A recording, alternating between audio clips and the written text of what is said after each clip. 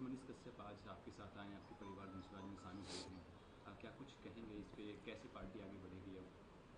भाई पहले ही कहा है कि मनीष कश्यप जनसुराज के लिए, प्रशांत किशोर के लिए यूट्यूबर नहीं हैं, भाजपा के पूर्व नेता नहीं हैं। हमारे लिए बिहार का वो बेटा है जिसने अपने दम पर, अपने परिश्रम, अपने पराक्रम, अपने सूझबूझ से एक अपनी पहचान बनाई है। बिहार के लिए कुछ करना चाहते हैं और जनसुराज वो व्यवस्था है जो ये अवसर देता है हर उस युवा को, हर उस व्यक्ति को जो बिहार के लिए कुछ करना चाहता है।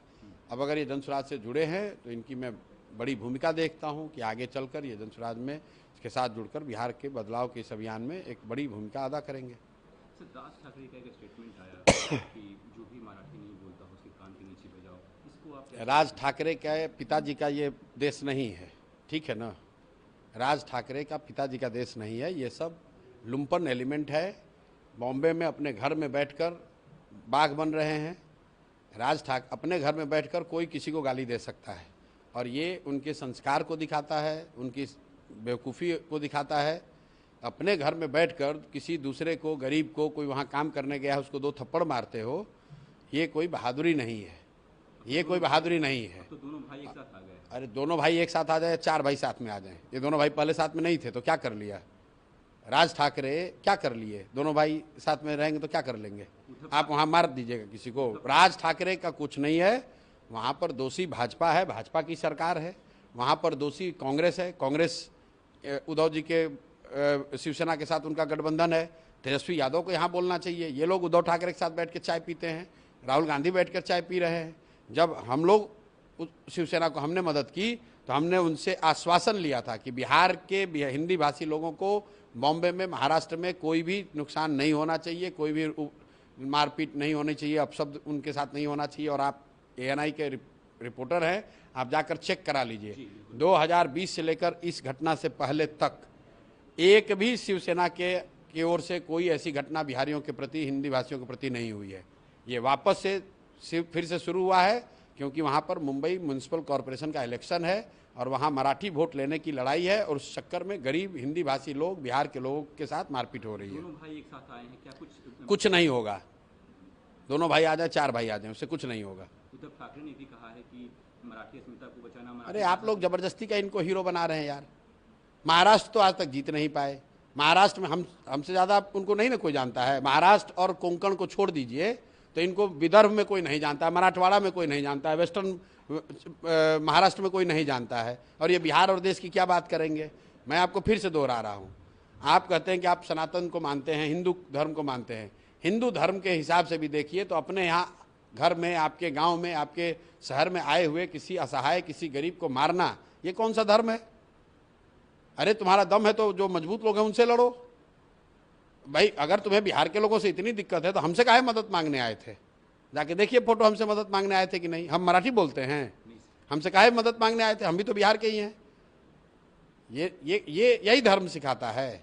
किसी अपने से कमजोर व्यक्ति पर अत्याचार करना, ये ना धर्म है ना राजनीति है, ये सिर्फ बदमाशी है और कुछ नहीं।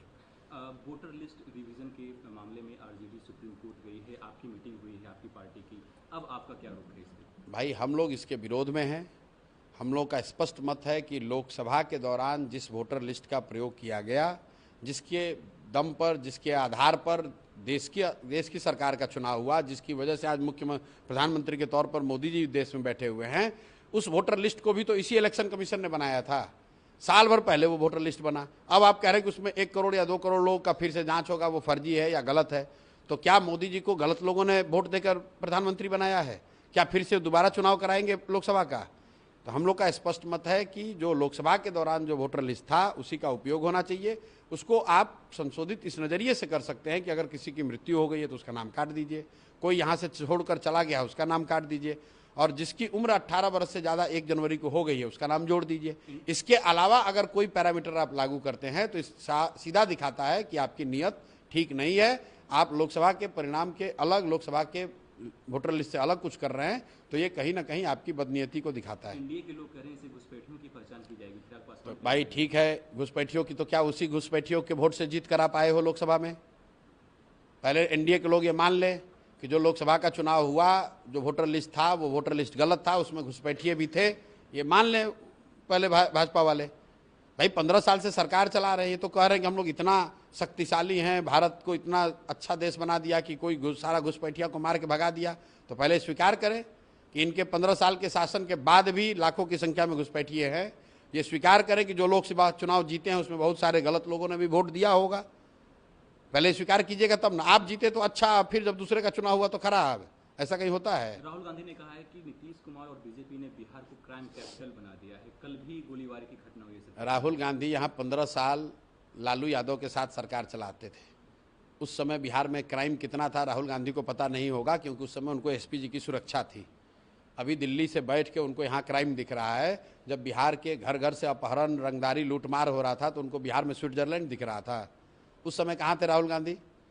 तो अब यहाँ 10 MP 12 MP का वहाँ मदद मिल रहा था। यूपीए में लालू जी ने उनकी मदद की तो उस समय उनको बिहार अच्छा दिख रहा था। आज नीतीश कुमार छोड़कर राहुल गांधी को नेता मान लें तो उनको फिर बिहार में स्विट्जरलैंड दिखने लगेगा। इसी बिहार में तो इसी नीतीश कुमार के साथ आकर यहाँ इंडिया गठबंधन बनाए थे। उस समय बिहार अच्छा दिख रहा था। फायरिंग तो लेकिन सर हुई है ना, कल भी हुई है रात में। अरे भाई, तो उसके लिए राहुल गांधी की क्या जरूरत है? बिहार के लोगों को नहीं पता है राहुल गांधी क्या कर लेंगे उसमें? राहुल गांधी आज तक जीवन में बिहार में एक को दिन बिताए हैं? हमने आपको कैमरे पर पहले भी कहा है, राहुल गांधी ने अपने जीवन में एक रात बिहार में बिताया है। राहुल गांधी की क्या जरूरत है? बिहार का 13 करोड़ आदमी, क्या हम लोग के बुद्धि पर मती मारी गई हम लोग की? हम लोग सक्षम हैं अपना राज्य सुधारने के लिए। उसके लिए राहुल गांधी के एक्सपर्ट एडवाइजरी की जरूरत नहीं है। यही लोगों ने तो मिलकर बिहार को बर्बाद किया है। 40 साल उनके पार्टी का शासन था, काहे नहीं सुधारे?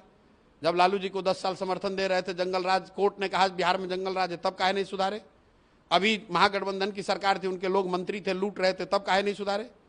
अब याद आ रहा है वोट मांगते समय। इसके परे बिहार के लॉ एंड ऑर्डर पे क्या कहेंगे सर? गोलीबारी की घटनाएं रोज। भाई, हम लोग 3 साल से कह रहे हैं कि बिहार में लोगों की जो स्थिति है, जो व्यवस्था है, नीतीश कुमार का इकबाल खत्म हो गया है। शारीरिक मानसिक तौर पर नीतीश कुमार कुछ भी करने की स्थिति में नहीं है।